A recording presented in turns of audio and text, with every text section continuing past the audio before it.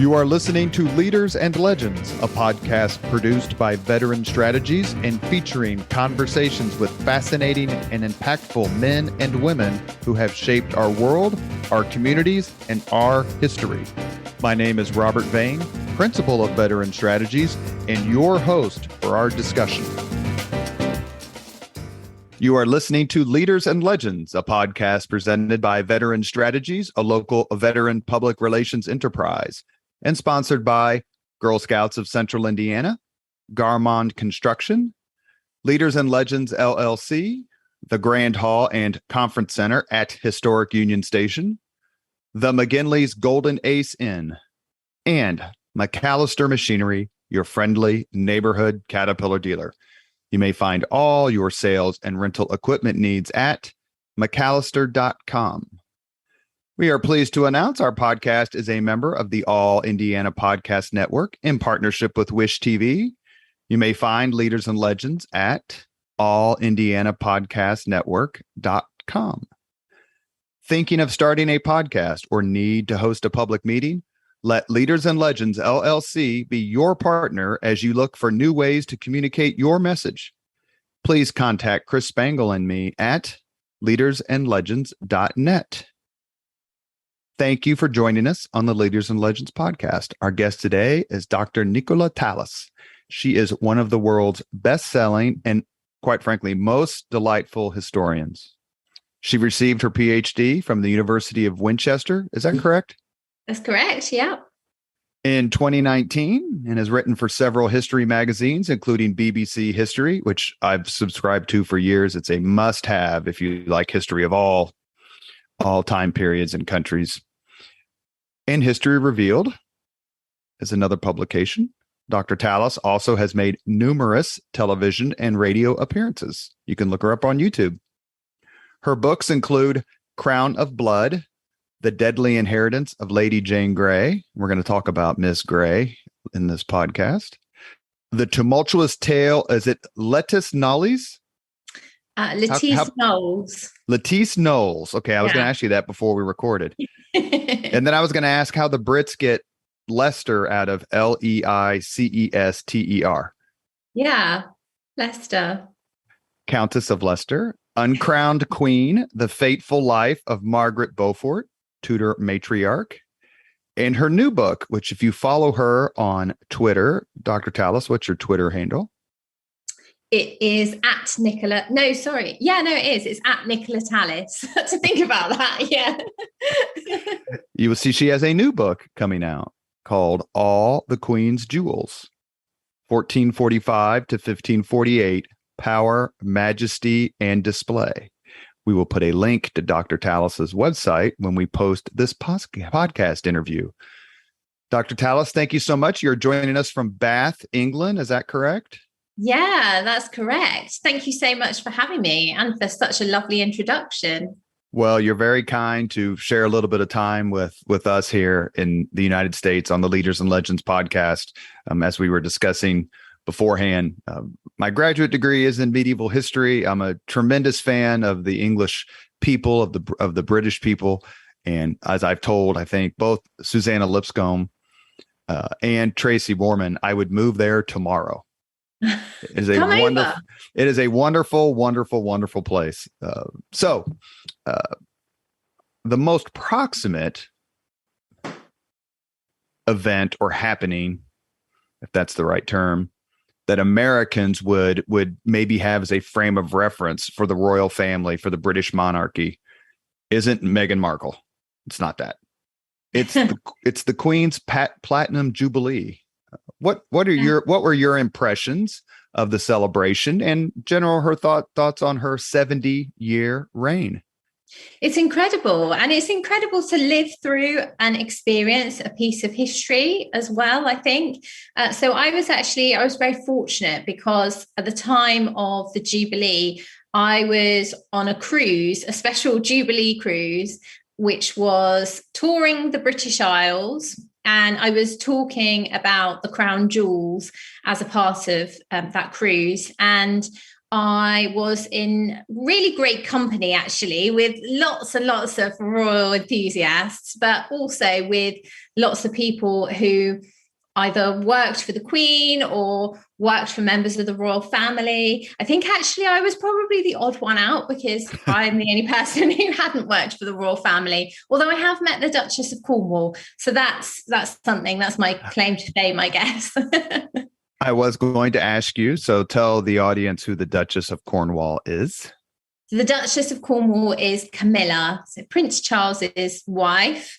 And I met her in 2012 when I was working at Sudeley Castle, and which is or was the former home of Catherine Parr, Henry VIII's sixth wife, and who lived. She lived. Who lived. Oh, hold on a second. Forgive me. I forgot to do this at the beginning. Chris Spangle knows. Of course, since we don't post the video for this podcast, this is meaningless for the listeners. But this is my official British Historian podcast shirt. Wow. Oh, I love that. It's all in the execution. Super cool. I want one of those. Take care of that. Anyway, forgive me. Go ahead. So Henry VIII. Yeah, so former home of sixth wife of Henry VIII. And anyway, Camilla, the Duchess of Cornwall, she came to visit Sudeley Castle for the day. We were all told not to talk to her unless she came and spoke to us. So I was fully expecting to just maybe catch a little glimpse of her. But she was so nice. She came over and said hello and asked how I was and how long I'd been working there. So it was a brief conversation, but a very nice conversation. Well, I guess here we kind of think that you stumble into royals, all the time at the market or the whatever. But, Dr. Borman, was a wonderful podcast guest, absolutely wonderful. I think as I recall, she said she's never met any of them. Well, so Tracy Borman is a really good friend of mine, and I don't know if she told you this, but what I do know is that her daughter presented the flowers to Kate, the Duchess of Cambridge, when she visited Hampton Court. So I don't know, maybe Dr. Borman didn't actually meet her, I'm not sure, but she definitely, I know that happened.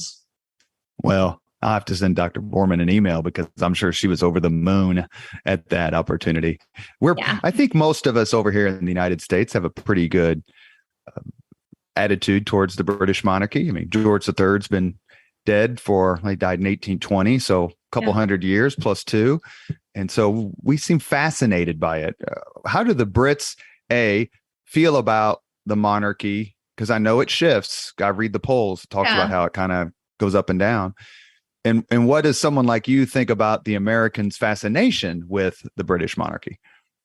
I love it. I think it's great. And I love speaking to anybody about history. And I think that, like you say, there is a shifting or has been a shifting attitude towards the royal family. I think there's a lot of love for Her Majesty the Queen, and deservedly so, because she's amazing. She is amazing. She is a true example of a woman who has put duty before everything else and love of her country. And I just think it's remarkable that she's, she deserves to retire, doesn't she? She's well and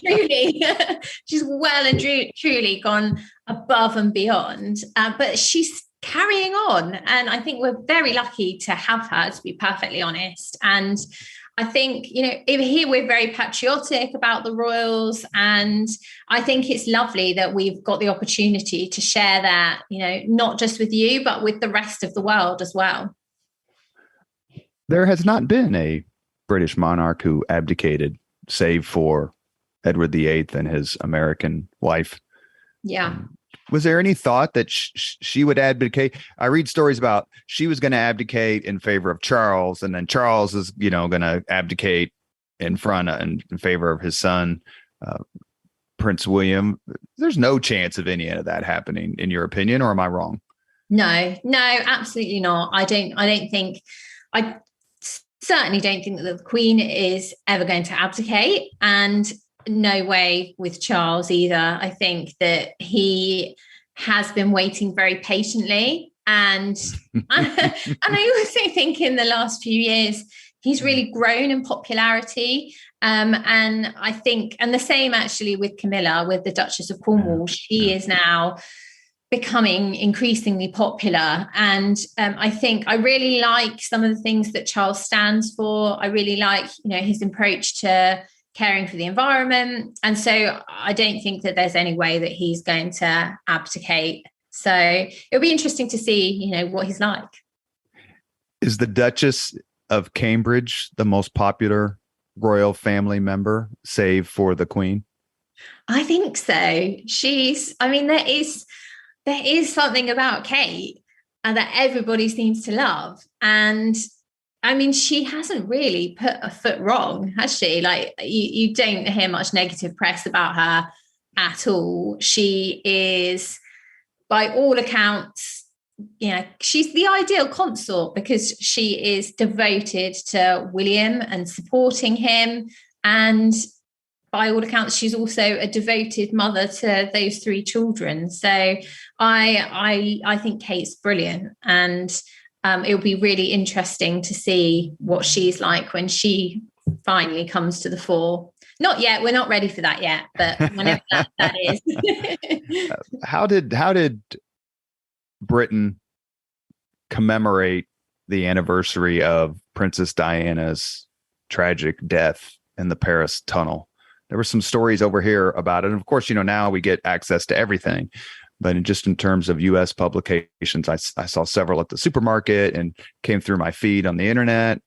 Do you remember that? And what do you think Diana's lasting impact is?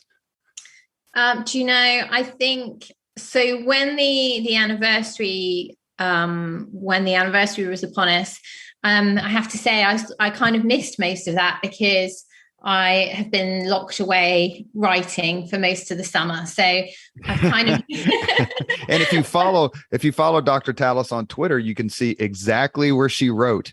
Little table, her laptop, her coffee, her flowers. It's just right there. No, it so is.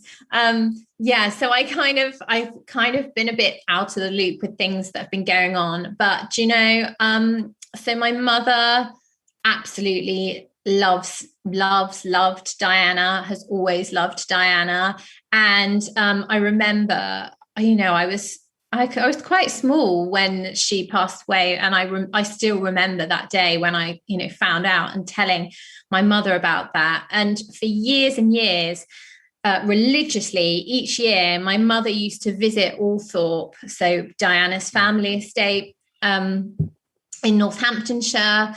And she used to take flowers there every year to leave by the lake where Diana is buried. And so for several years, I was a part of that as well, because I used to go and join in with doing that. And there's all sorts in the press about Diana, but to my mind, I think that we should remember her for all of the good that she did.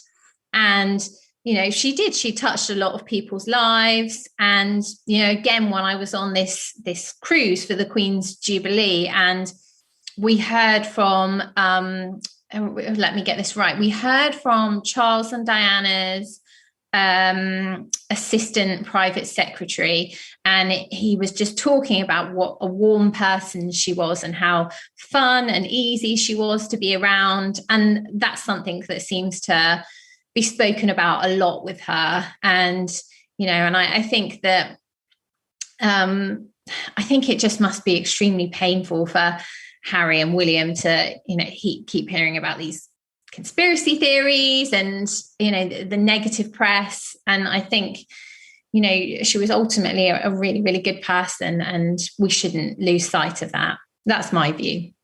Well, that's the view of her, obviously, here in the States. It's interesting.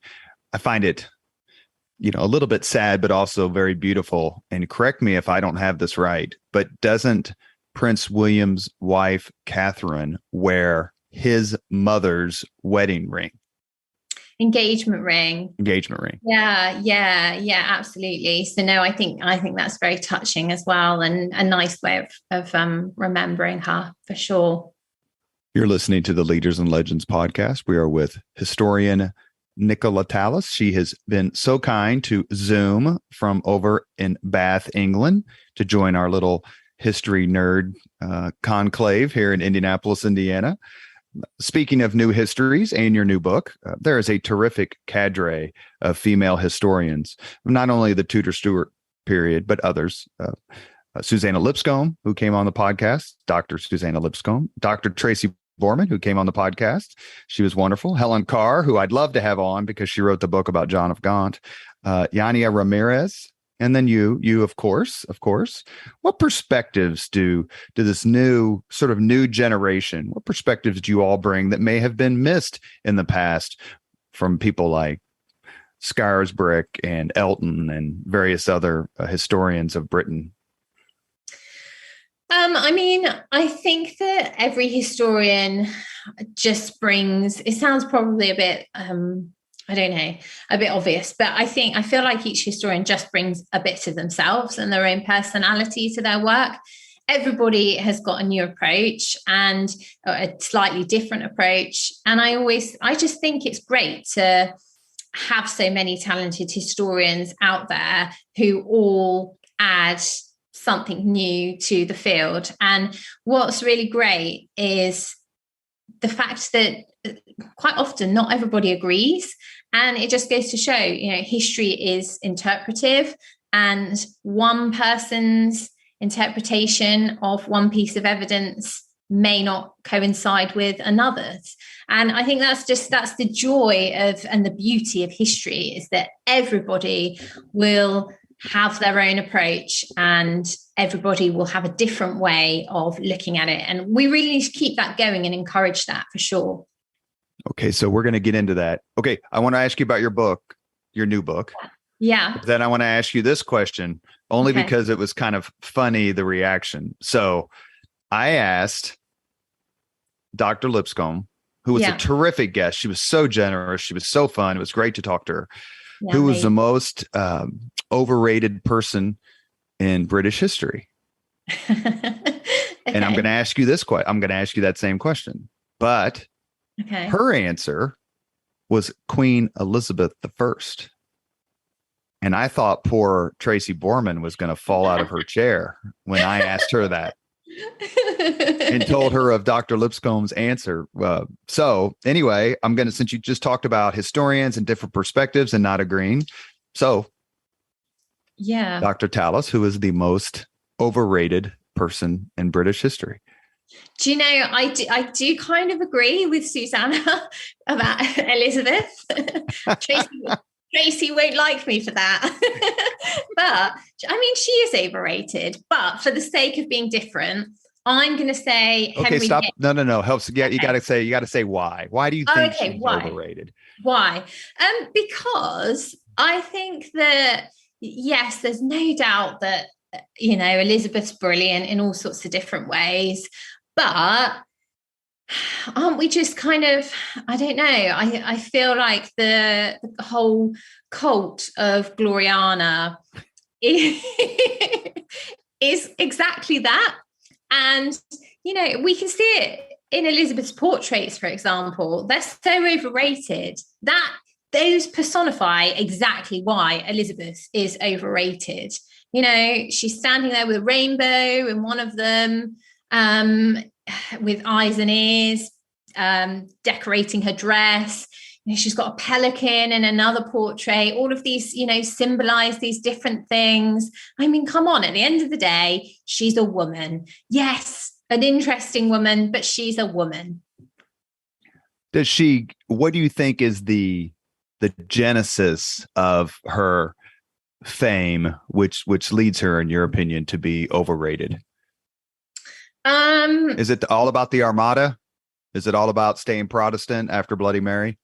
Well, yeah, I think there's some of that, but I also think that some of it stems from James I. And I think that, quite quickly when James succeeds to the throne, people become disillusioned with him quite quickly because he hasn't got the same common touch and popularity as Elizabeth has. And I think it's then that people start looking back and thinking, oh, back in the days of good Queen Bess. Good Queen Bess, yeah. Yeah. So I think it starts quite soon after Elizabeth's death.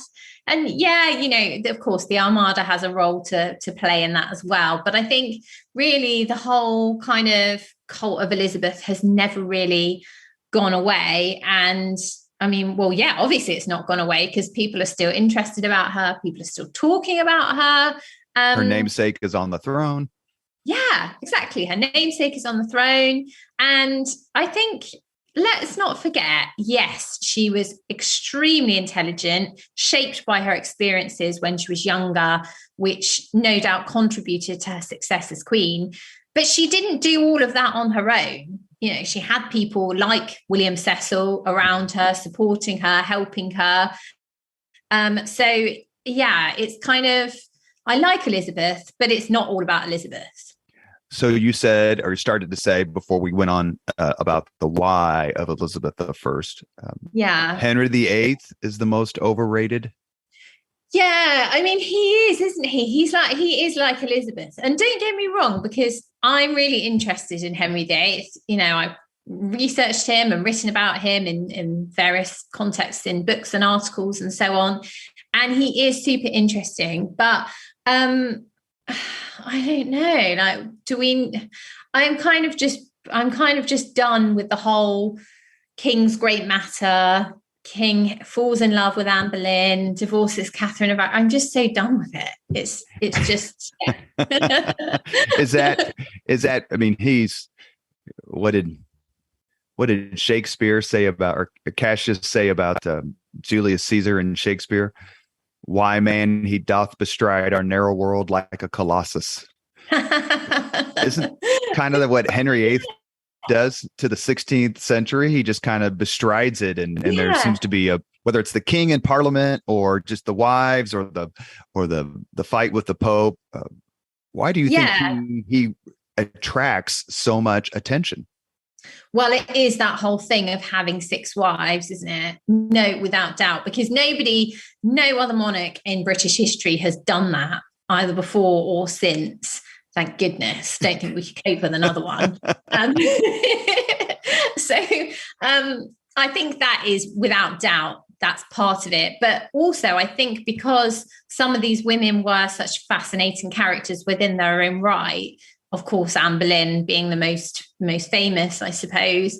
And so I think that she has in turn contributed to that that popularity, I guess, of Henry VIII as a subject.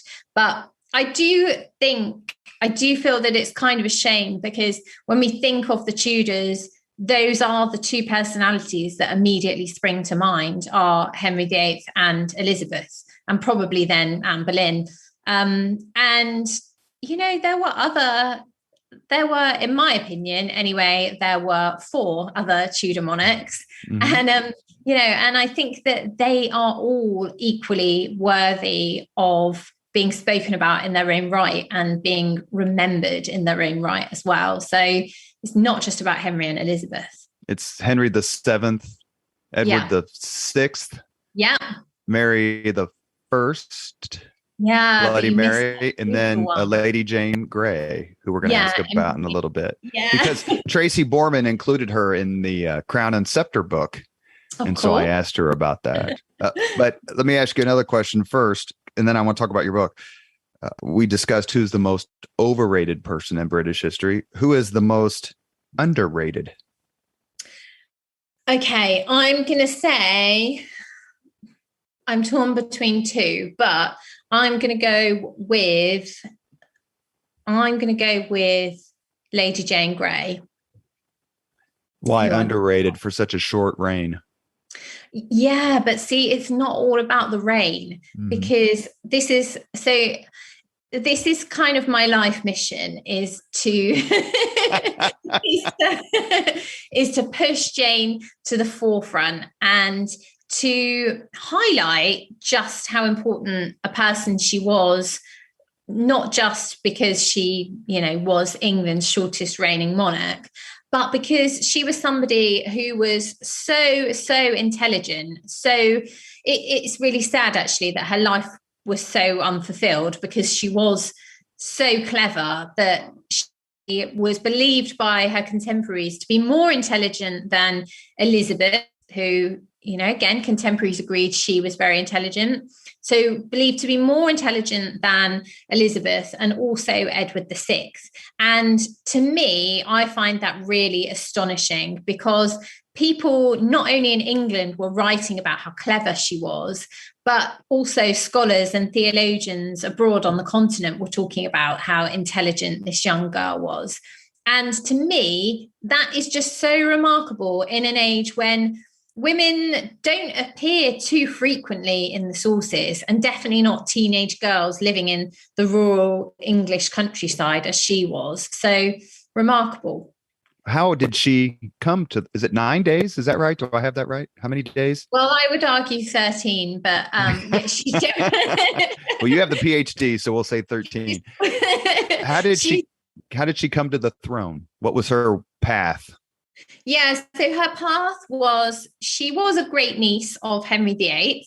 So she had been included in Henry VIII's will in terms of the succession, but she was always kind of I suppose we'd say, a last resort in some ways, because Henry's children came in front of her, and I guess he would have always expected that at least one of them would have children of their own.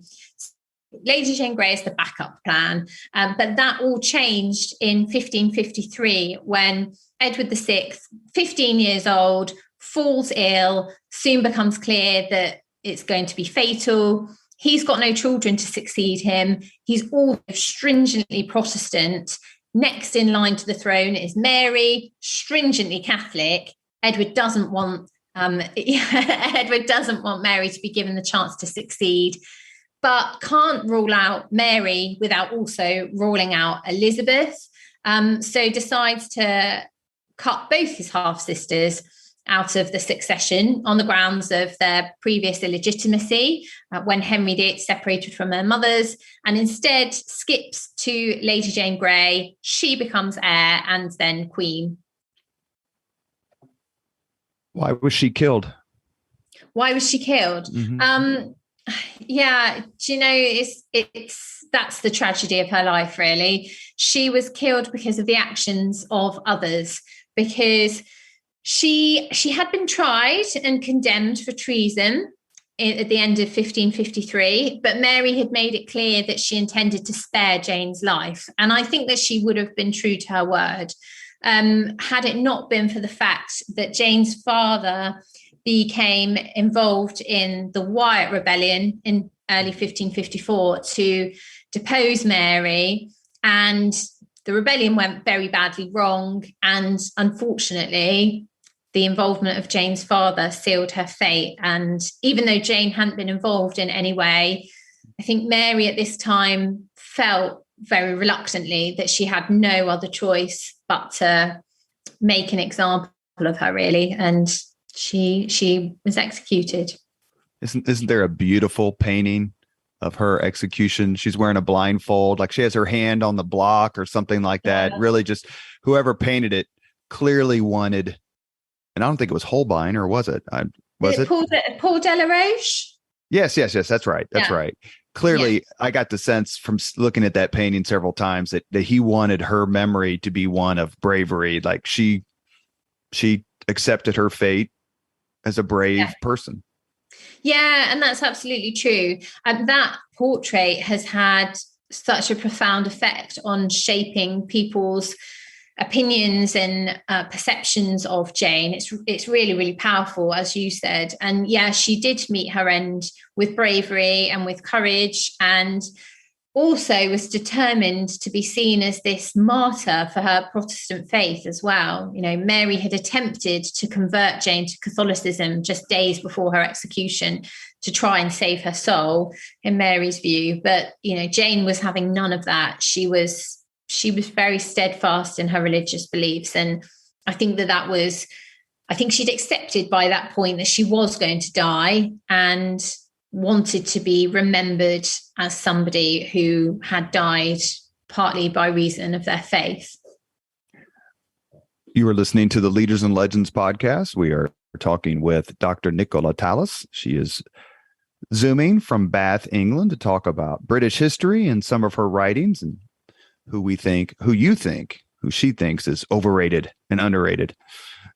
Tell us about your new book. It's called All the Queen's Jewels, 1445 to 1548, Power, Majesty, and Display.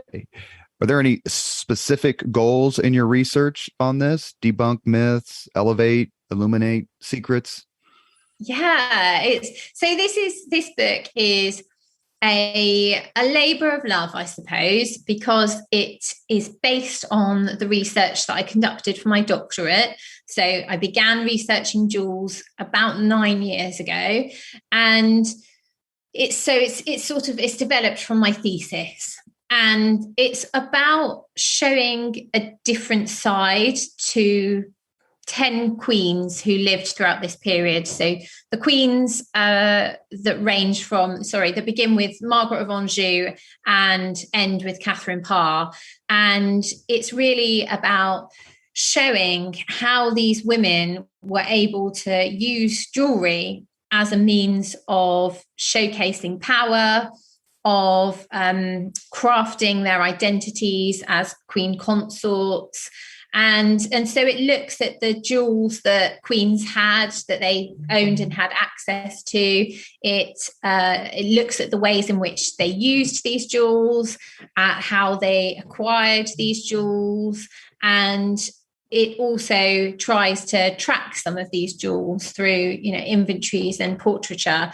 So it's been really interesting, and I feel like even though the book is coming out in the autumn, it's still very much an ongoing project in kind, because there's so much more to say, and I feel that jewels are kind of a really underrated aspect of history. But what interests me about them is that, like people, they've got their own stories to tell, and they're often equally as fascinating as the people who wore them. Do you want to discuss your podcast very quickly? Oh, yeah. History Gems. Yeah.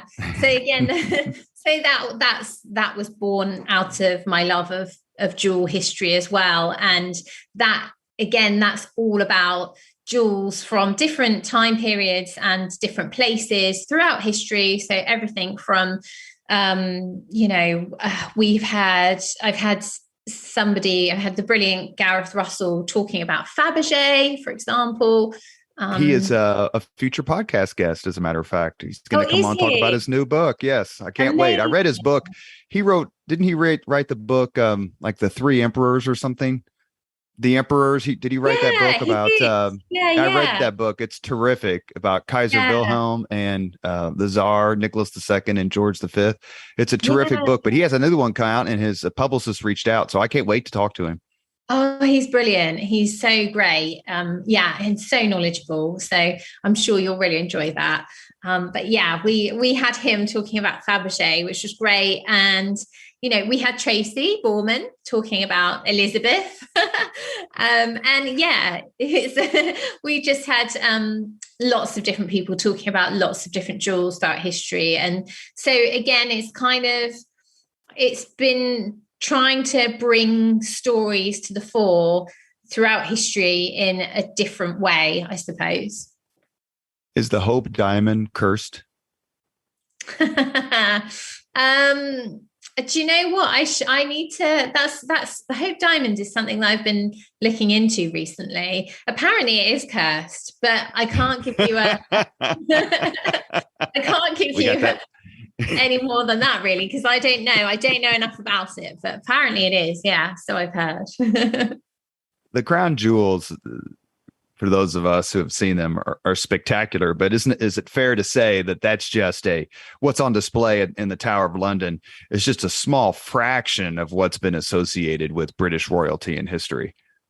Yeah, absolutely it is. And the crown jewels that we see at the Tower of London today are the new crown jewels, if you can call them that, because they date from the reign of Charles II. They were made especially for his coronation because the old crown jewels, the medieval crown jewels, had been melted down under Oliver Cromwell's interregnum, and which is really sad.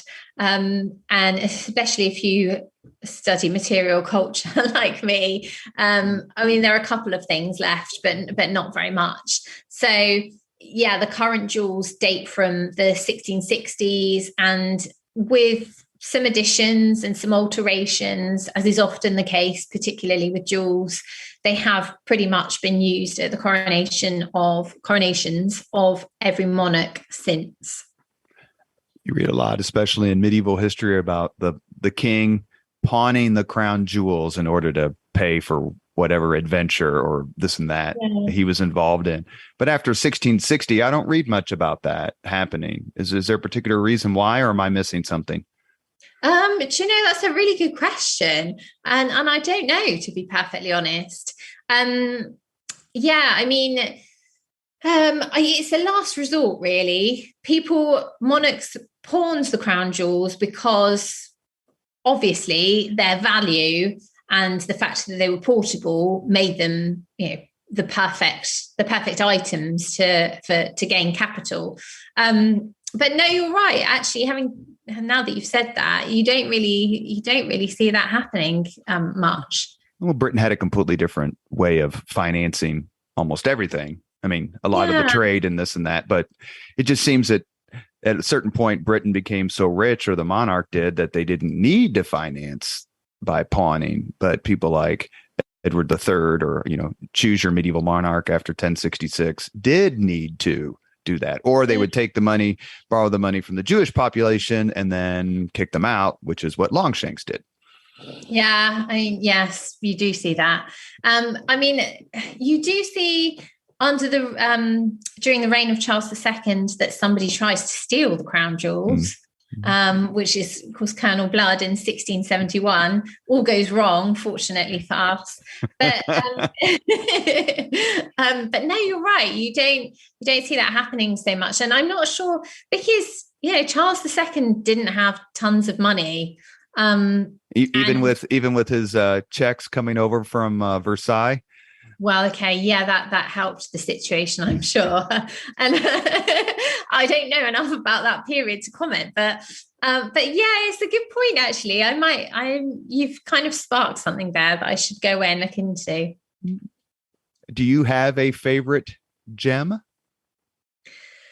Do I have a favorite gem? I should ask, and whoever gets to marry you, is he or she going to be under a hell of a lot of pressure to come up with something great for your finger? You're like, well, I'm already married. Oh, okay. Well, it's like I've studied gems my whole life, so you're going to have to go really strong on this one. I know. My husband did really well, actually. He designed my engagement ring himself, so I can't, and it's really beautiful. So he did very, very well, and it's diamond as well, which is great because diamonds have got all sorts of really interesting symbolism attached to them. So so he did well on that front. So that is your favorite gem. Do you have a second favorite gem? Yeah. Okay. Second favorite gem. I don't know where it is right now. Nobody does, apart from the owner. But second favorite gem would be La Peregrina. So the beautiful pearl that its history stems back over 500 years. It was in the Spanish royal family for a long, long time. And there's some debate over whether Philip of Spain gave that to Mary I. But what we do know for sure, this is a great story. So at one point, Richard Burton bought La Peregrina. Do you know this story? Okay, so go ahead. Okay, so Richard Burton buys this famous, beautiful pearl for Elizabeth Taylor.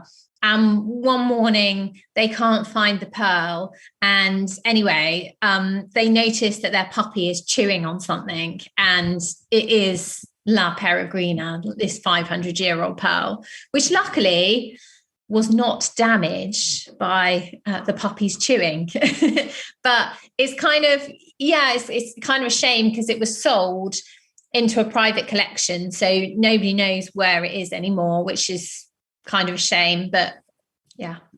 Didn't he buy her, is it 67 carats, the Taylor Burton diamond that was so famous 50 years ago when he bought it? And I don't know what happened to that, but I think it's 60 some carats as her engagement ring or some present. Yeah. I think you're right. I don't know. Again, I don't know what happened to that either, but that sounds right.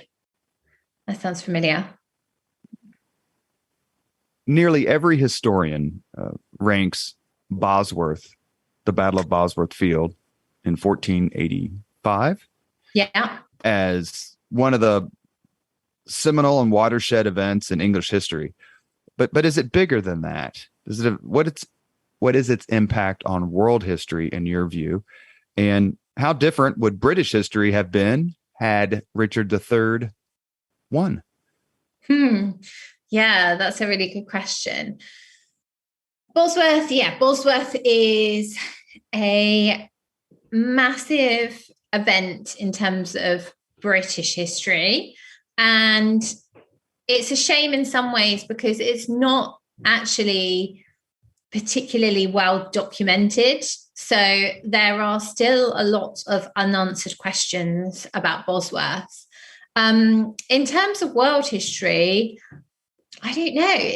Is it that big a deal in terms of world history? Could it be in the sense that because of Henry VIII eventually gaining the throne and how the Protestant Reformation and everything that happened in Europe, and then if you get into the Counter Reformation and then the Age of Exploration, that sort of thing. But would Richard have, been more likely, given his personality, to be loyal to the Pope? Yeah, see, that's a really good question. There's no doubt that, what we do know, what is important to say, and I'm sure your listeners will already know this anyway, is that Henry VIII, by the time he dies, his beliefs are basically intrinsically Catholic. They are. It's only the Pope's authority that he contests. It's really difficult with Richard. I think one way or the other, religious reform would have found its way into England. And I don't think Richard would have behaved in the same way as Henry. But I guess it depends if he'd found a passion for a woman that he was desperate to have, and he was, and he had another wife by that time who was still alive. I don't know. It's a really difficult one. Well, these sorts of counterfactuals, like, you can't be right, you can't be wrong. But Henry VIII, as we were talking earlier, was such a dominant personality. But let me ask you, we brought up Richard III. So they find his bones in a car park. Yeah. As a historian, what was your reaction? Do you know what? To begin with, I was actually very skeptical. I don't know why.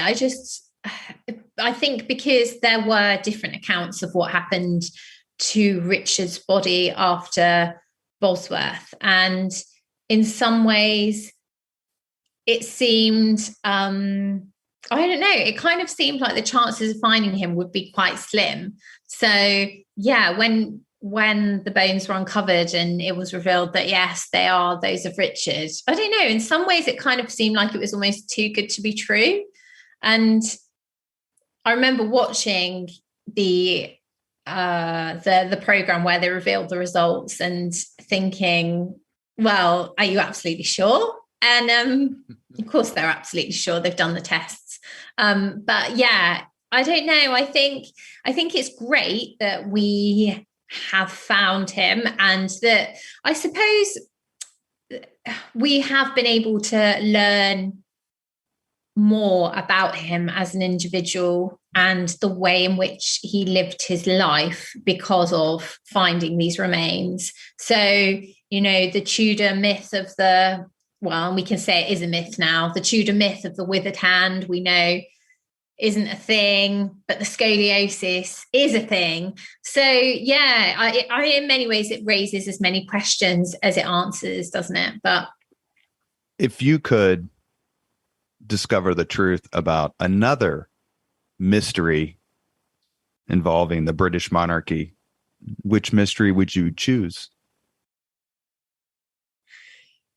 And my next question is solve the mystery once and for all. Who killed the princes in the tower? So if you want to knock both of those out of the park, you can go ahead. I know. See, that's kind of the really obvious one. I wanted to choose something else, but it is the one that genuinely I would really love to solve that mystery and know what happened to the princes, for sure. So sorry, were you going to ask something? No, I was waiting for you, because I was going to say that in our podcast interview with Tracy Borman, she mentioned that the current queen will not allow, is it DNA tests or something on the bones that were found? Is it in the tower they were found of the two young men? But she said that the chatter is that King Charles III, assuming that he takes that title, will allow some sort of testing on the bones. So that has to be kind of an exciting prospect. Yeah, so I've heard that. So actually also, I'm guessing that you will have seen, did you see that publicity about this church in Devon where they kind of likened it to the Da Vinci Code, right? So there's a tomb there to a gentleman named Sir John Evans, and there was this research that had been conducted by Philippa Langley as part of the Missing Princes project to suggest that possibly this Sir John Evans was an alias for Edward V. And anyway, I visited this church last month when I was on holiday, and I was looking in the visitors book in the church, and there are all these people who've been to visit this church who are writing in there about how they've come to visit the tomb of the lost king. So that's kind of gathered some agency. For what it's worth, I don't think that this tomb does belong to Edward V at all. But there are people out there who do. And so there are always theories coming to the fore about what happens to the princes in the tower, I think is what I'm trying to get at. But yeah, absolutely. As Tracy said, as Dr. Borman said, that apparently the talk is that Prince Charles becomes king is more amenable to having those remains found in the tower, now in Westminster Abbey, DNA tested. But, even if that happens, again, all that will tell us is whether those remains are those of the princes or not. And everything else remains open to speculation because, people will never agree. One of the things that Tracy said was she actually, I think, kind of made a joke of it, or she kind of like made a face when she was talking about how powerful the Richard III Society is in your world. Yeah, that's so true. And there are lots of people who believe that Richard has been given a very, very bad press. I'm not a member of the Richard III Society, but I do know. So a friend of mine, Matt Lewis, has recently become the chairman of the Richard III Society. And even though he doesn't believe that Richard was responsible for removing the princes, I think what I really admire about Matt is that he is really, really balanced. And he has sort of said himself, if evidence came to the fore that said that Richard had killed these boys, then I'm not going to argue with that. And I kind of feel the same, but coming from the opposite side. So I believe that the princes did disappear at Richard's hand, but equally, if evidence came to the fore to suggest that wasn't the case, that's fine. Isn't there? I don't correct me, because now I'm trying to remember something I haven't read in a long time, but there was someone else, a female. It wasn't Lady Beaufort, was it? That they're trying to blame. It was somebody else, a Yeah. woman who they're trying. Is it Lady Beaufort? Yeah, Margaret Beaufort. Yeah. Is it? Okay, good. Yeah, I get that a lot. Yeah. And that's again, a no-go for you? No, definitely not. And so, I've had this thought and I am going to do it. I've decided. So there's a Richard III Society, right? And I've decided that I'm going to found the Margaret Beaufort Society, because what I find really frustrating is that sometimes, if you dare to criticize Richard III, people are all over you, right? But then they do exactly the same to Margaret Beaufort. And all I'm trying to say is, let's treat these two people the same. We didn't know them. I don't know Margaret. I don't know Richard. None of us did. They've been dead for 500 years. So there needs to be an emotional disconnect from these people, and we just need to look at them for who they are. And so that's all. I feel that Margaret gets a bad press. And when I came to research and write my book about her, I did try to do it really objectively. I wasn't coming at it thinking, I want to rehabilitate her. I want to make her sound like she was a really good person. It just so happened that was the conclusion that I came to based on the research that I did. So, I just feel like we perhaps need to bring a bit more balance into the equation where Richard and Margaret are concerned. Will you make sure you send me a membership application to the Absolutely Margaret Beaufort Society? And I'm actually member. Yes, first one. I'm your first member. I'm going to order that book. Oh, I'm going to order that because I want to read about that, because she was in the middle of so much. It's hard to believe she survived when all those heads were rolling during the Wars of the Roses and the immediate aftermath. She was an amazing woman for sure. Why? Speaking of which, my next question: why the hell are the Wars of the Roses so complicated? My thesis director in graduate school has a PhD in medieval history. He wrote about the House of Godwinson. Oh, right. Harold II. Yes. And so I asked him one time, we were having lunch, like, is there, what about history, world history or whatever? Cause he's a scholar in Roman history and Greek and the Vikings, especially. Did you find most complicated? And he didn't even hesitate. He said, the Wars of the Roses. He goes, I can still kind of barely figure it out. Why are they so complicated? Is it because of the dispositions of the kings and how the battles went one way and then finally went the other? I can only confess, I find it complicated.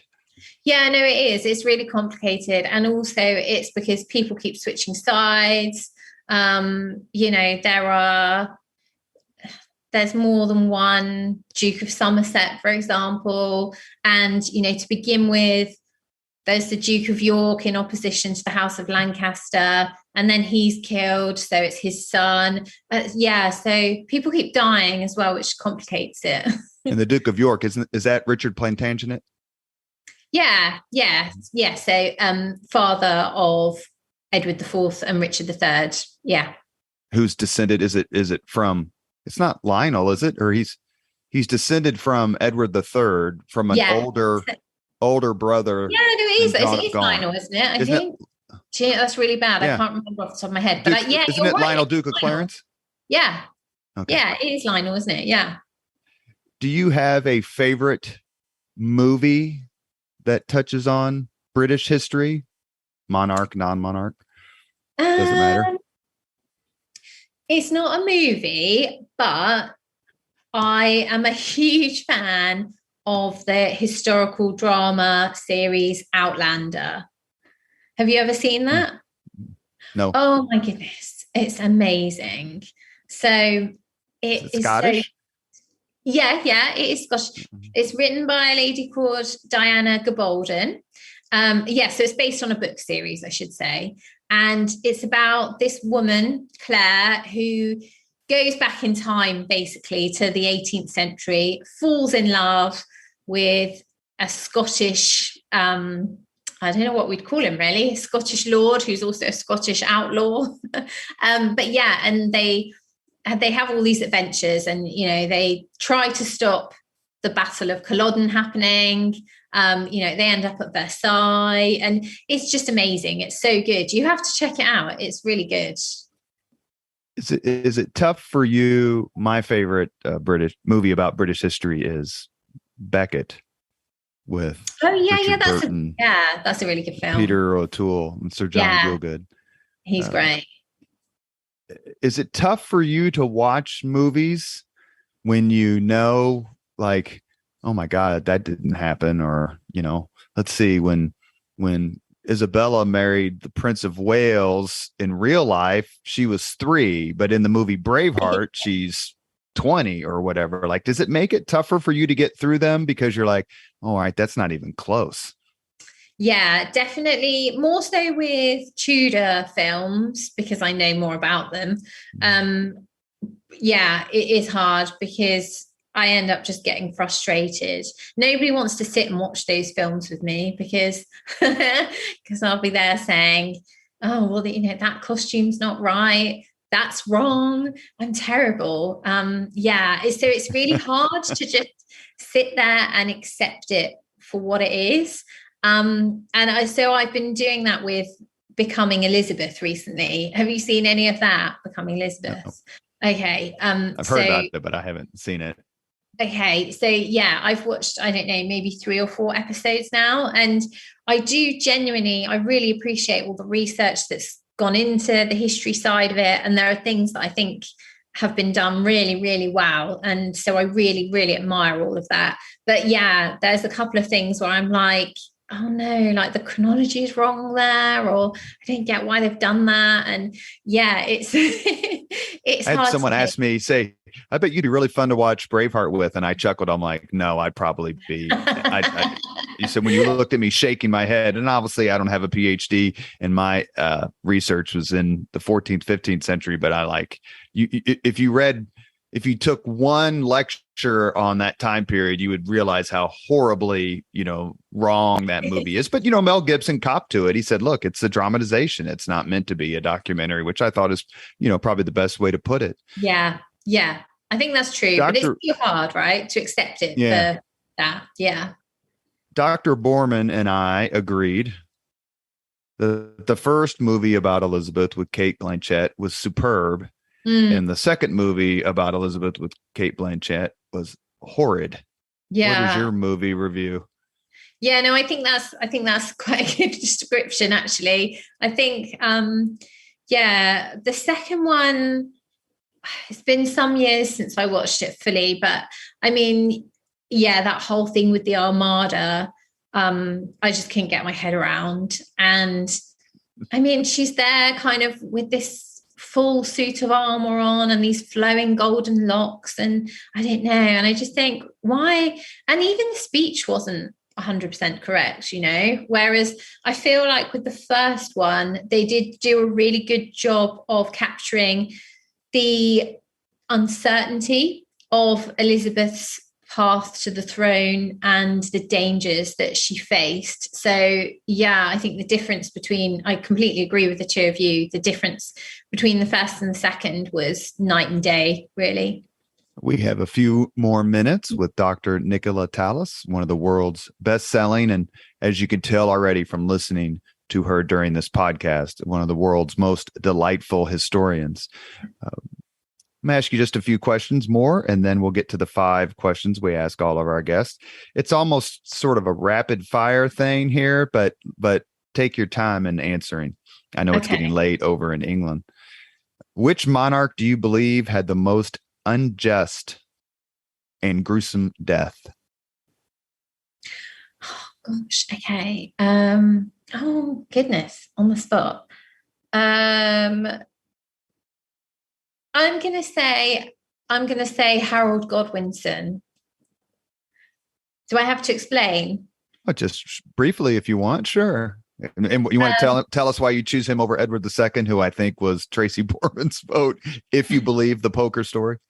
Well, yeah. No, the only reason Because I know that there are theories that Edward II wasn't actually murdered. So that is the only reason that I didn't choose him. But Harold Godwinson, and I admit I know hardly anything about this period, but that whole thing in the Bayeux Tapestry about how he's shot with an arrow in the eye. I know that there's talk now that actually that didn't happen, but either way, I think dying in battle must have been pretty unpleasant and pretty gruesome.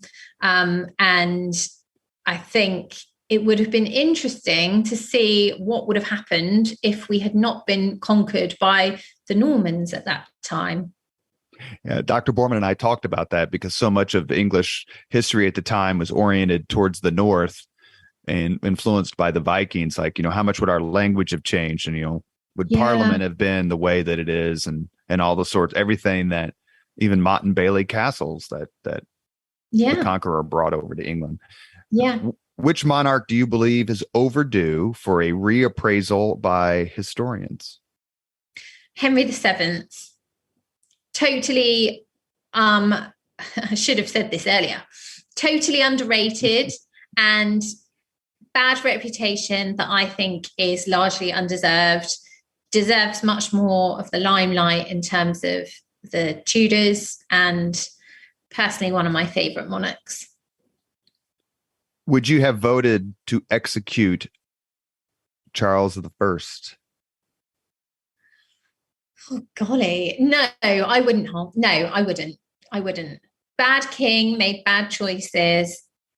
I don't know. I'd have put him in prison somewhere, left him in prison. Would you have voted to execute Mary, Queen of Scots? Oh, gosh. Because Susanna Lipscomb's point was she got executed for treason, but she's not British. She's the queen of an entirely different country. Or she's not English, I should say. So yeah. Why did she get executed for something that she can't be accused of? I would go along with that. And I would say, no, I wouldn't execute her. You're soft-hearted. All right. This is this next question is the easiest question you're ever going to get in your life, except for when your husband said, "Will you marry me?" Okay. Would you have voted to execute Lady Jane Grey? No, absolutely not. Of all the three that you've just said, and you're right, that is the easiest question ever. No way. She never deserved that. No. If you could go back in time and box the ears of any English or British monarch, whom would it be? I love that. That's really funny. It would be Queen Victoria. Why? Because she disappeared? Yeah, because she disappeared.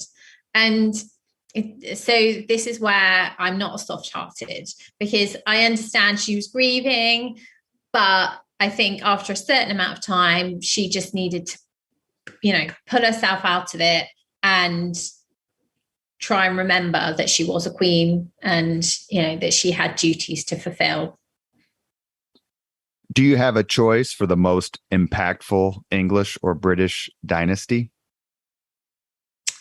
I think it has to be the Windsors, our present dynasty, because they are still impacting and influencing our lives today. As you said, people all across the world are fascinated with them, continue to be fascinated with them. We judge them on the decisions that they make and have made. They continue to draw controversy and debate. And there have been some good decisions, some bad decisions.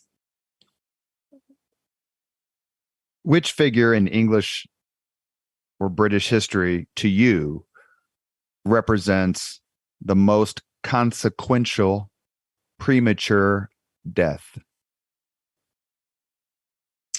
And Dr. Borman was like, I think you just given me a book idea, Robert. So I just said, just make me a co-author and I'm happy to turn it over to you. Well, there you go. Okay. I think James I's son, Henry, Prince of Wales, because if we had had him, who knows, maybe we wouldn't have had an English Civil War. And he was very well thought of. Yeah. Contemporary. Yeah, I quite like him. I don't think Tracy's quite as keen, but I quite like him. What about, I'll throw a couple other names out here. Edward the Black Prince, who dies a year before his father.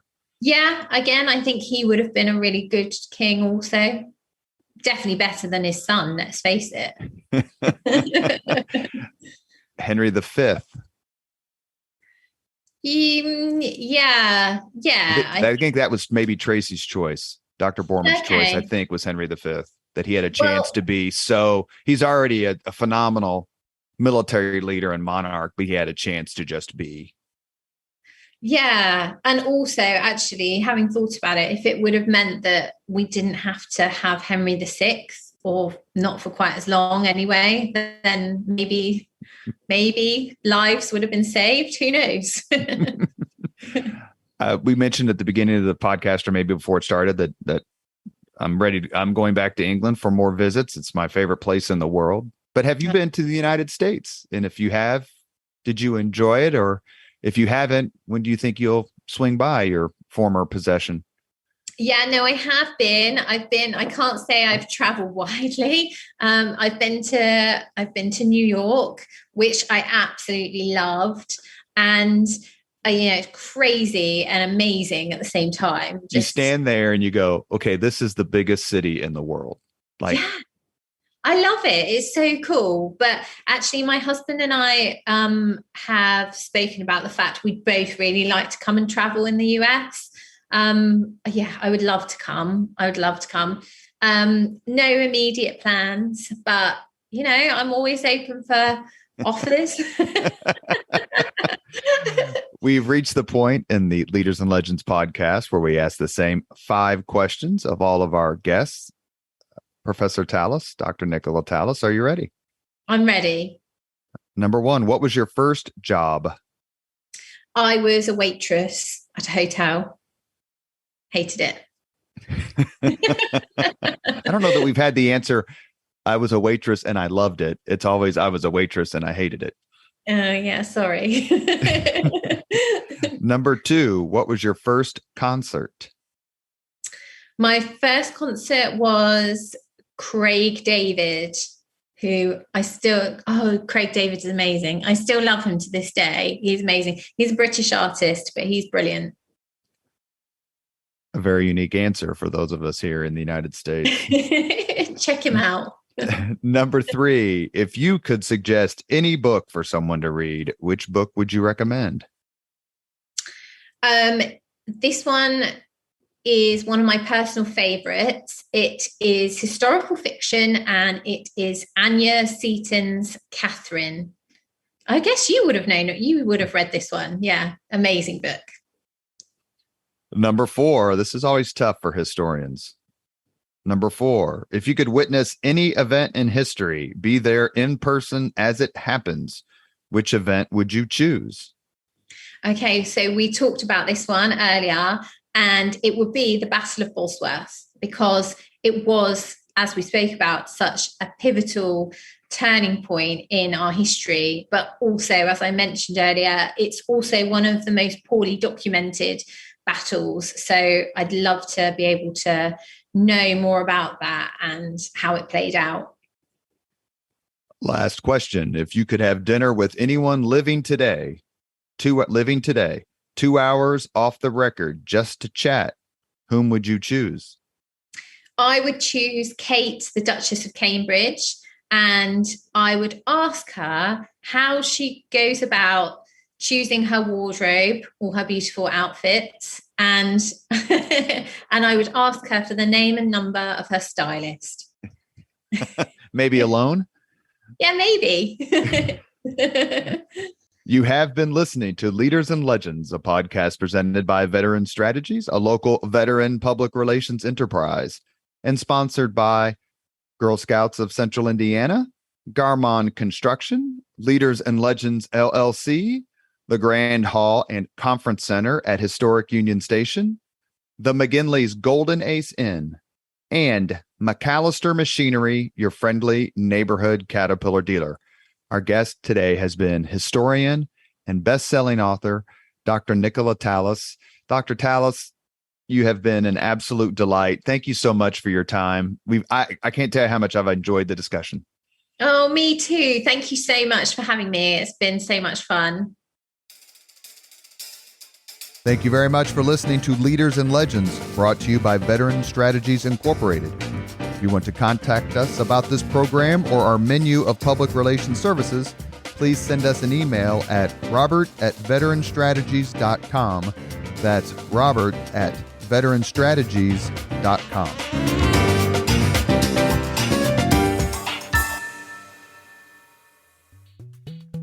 This podcast was produced and edited by Chris Spangle and Leaders and Legends, LLC. If you're interested in starting a podcast or taking yours to the next level, please contact us at leadersandlegends.net.